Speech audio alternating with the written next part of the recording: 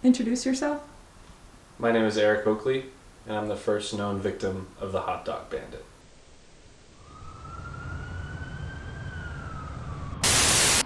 We are live here in Waco, Texas.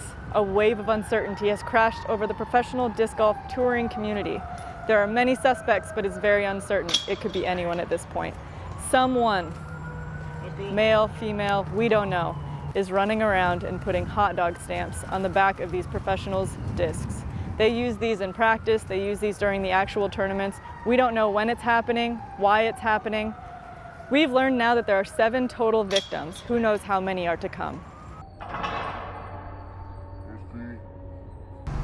I am Kyle Klein, and I am the second victim of the Hot Dog Bandit.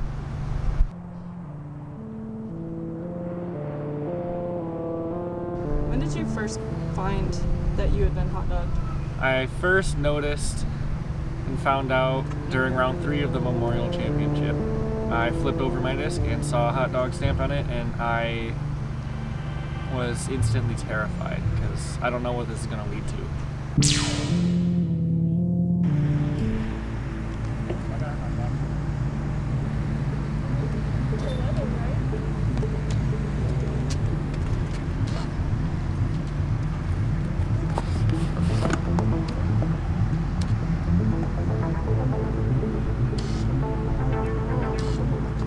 Who do you think might be the hot dog bandit?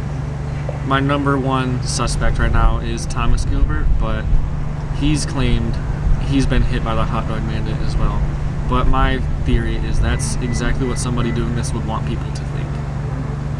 I think he's just playing mind games with us at this point.